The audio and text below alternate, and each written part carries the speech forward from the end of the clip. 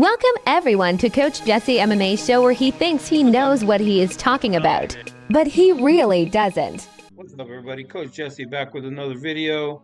Today I'm going to be talking about the new fight league that's coming out. It's called GFL, Global Fight League. This was supposed to come out last year, but they didn't have all their finances and their ducks in a row. So I'm kind of happy that it didn't come out last year and that they got everything situated and the way it's supposed to be. So now they'll be a little more organized and they have all their money and the finances and the backing to set it off big, you know what I mean? So basically it's going to be like an NFL, NBA a league. You're going to have teams. Let's say they're going to have 10 different league teams. Let's say LA, New York, Chicago, different teams like that. Going to have one main trainer for each team and whatnot. They're going to do a lot for the fighters, supposedly give them 50% of the revenue, and that's going to be like per fight, and have retirement stuff. A lot of the fighters that they picked up are a lot of ex-UFC fighters that have been retired already. So let's check out this video. And it will explain it a little better than I can. So let's check this out. Every other MMA organization, the point of the GFL is to compete with the UFC. How are they going to do this? Other organizations have tried turning MMA into a sport. They've tried freak shows, 2-on-2 fights, large weight disparities between opponents. Now, I think it was the IFL and then the PFL. They have a tournament style. The PFL is just really hard to follow. They have so much aspects of it, and then what's going on right now with they merged with the Bellator, and a lot of the fighters are wanting to leave because they haven't gave them fights, and a lot of stuff's going on over there. I know they spend a lot of money on Ngannou and Paul, especially Ngannou, and they don't have a pay-per-view system set up, so I don't know how they're gonna make a lot of their revenue back. But yeah, the PFL is really hard to follow. They just have so much aspects of it. Yeah, so I don't know if they're gonna be around for much longer. Hopefully they are, but just signing ex-UFC names, right? These are all somewhat feasible strategies, but they haven't really broke the mold. So what is the GFL's gimmick? They got teams. As of right now, there's 300 fighters selected for the draft. 120 total fighters get drafted into 6 teams of 20. There's 10 weight classes, with each team getting 2 people per weight class. And all weight classes are up 10 pounds because they're trying to eliminate extreme weight cutting. The team element is supposedly going to add new stories that can be told. Can these fighters coexist on a team? Stuff like that. It's also based on the idea that people love to cheer for teams. If MMA has teams, they'll love to cheer for them too. Right now, it looks like most, if not all of the teams are going to be based out of the United States. Maybe they'll get one in Canada, but events are going to take place all over the world. They're looking to do events. So the different teams, like you said, they're going to be all in the United States. So let's say you have a team in LA, team in New York, team in Texas or whatnot. Each team's going to have a main coach, the main coach for that team. Let's say you get drafted and you live in Texas, but you get drafted for the California team. You're not going to be required to relocate and move over there and use their team and use that main coach. You have the option to move over there and use everything that's available that they offer for that team, but you can stay with your same coach, your same team. But you're just fighting, under that team name. And then come fight day, you have the option to use that main coach or just use the same coach and team that you have right now. So that's what it is with the different teams. It's in Saudi Arabia, Stockholm, Japan, Sao Paulo, and all over the US. And the other point of the league is to be more friendly towards fighters. 50% of all revenue goes back into fighter pay, 8% goes to fighter retirement, 2% goes to insurance. There's less exclusivity deals. The UFC was notorious for locking people down and forcing them to fight out their contracts or basically just retire. Different GFL fighters have different contracts. So the 50-50, it's per event. So depending on how much revenue that event makes, they get 50 for the fighters and 50 for the organization, and then they still have to pay their investors. So I don't know how well that's going to work. It sounds good.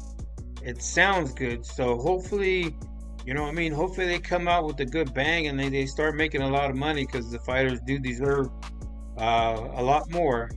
But it's a good concept, but it hasn't been proven. Because they have to make a lot of money in the events to give 50% to the fighters, and you still have to pay yourself, and then you still got your investors, that you still have to pay. So maybe they make get good sponsors and find a good, like Netflix or somebody to back them up. But hopefully it works out. But Anthony Pettis and Kevin Lee both talked about how they can go box, compete in grappling tournaments, karate combat, stuff like that. So that's very interesting. So who's the boss and where's all this money coming from? Darren Owen was part of the founding of the World Series of Fighting and eventually helped run the PFL until 2020. He's basically going to be the GFL's Dana White. Promoter, matchmaker, figurehead. Those are the kinds of hats he's going to wear. Most of the money is coming from Aaron Parimi, tech guy, does consulting work, bunch of companies. He's also an AI tech bro. These are the main two figureheads, but there's also a whole host of other Silicon Valley tech bros and private equity firms, which is a bit concerning. Parimi is also the founder of Combat Plus, the streaming home of the GFL. Woo! Another streaming service. Let's go. That's what they're going to use to stream their fights if they don't get a deal with a pre-existing service. They've been shopping around. I'm so excited for GFL. Yeah, they need a big streaming service to back them. The whole another app, you got to go pay for another app, to watch this new fight league. You already have ESPN and all this other stuff like that. So that stuff gets old after a while. You're just paying and paying and paying. But I believe they need a big backing, to get them pushed out there. I don't believe just with their app. I don't think they're gonna make it. GFL on Pluto TV, GFL on Tubi, GFL on the Food Network, any of those would be great. The first season is coming in April 2025, and it's basically a proof of concept season. Going to see what works, going to see what doesn't work. To start, the league is going to own all the teams, and then after the first season, they're going to open it up and have other people bid and try to invest in and own these other teams, try and gain more funding that way. Because according to Mr. Owen, no one wanted to be the first one to invest in this, so they're all going to wait until the end of the first season and then probably all jump in at the same time. Most organizations live and die by the talent they have, so who's involved? So they're going to have their different teams, and they want each team to have their own owner. So that's how they're trying to bank on making money, So, but it's kind of hard, like he said, that they don't have anybody right now interested in pulling the trigger and buying a team, because they haven't been proven yet, and it's a big investment. And how do you price owning one of these teams? I don't know. It's going to be hard. It's going to be hard for investors to get behind that and actually pay and buy a team. But hopefully it does work. Hopefully it does work, because you have different individuals owning the team. It'll bring different personalities and different aspects to the team, rather than the organization owning all of them and running all of them. Everything will be different. Every team will be different. Involved in this? Oh, anyone who's been kicked out of the UFC in the last 5 to 10 years? They got invited? Okay.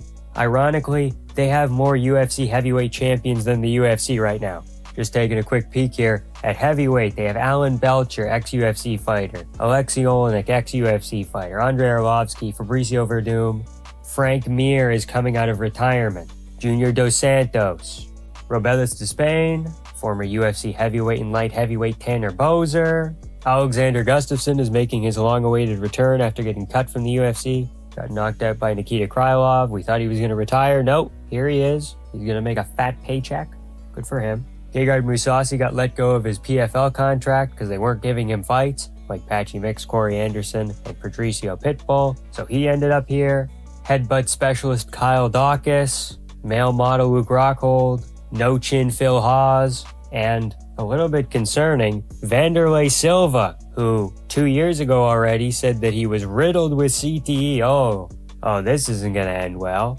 Abubakar Nurmagomedov, he is one of Khabib's cousins. He fought in the UFC 2-2. He's okay, I guess. Benson Henderson is returning.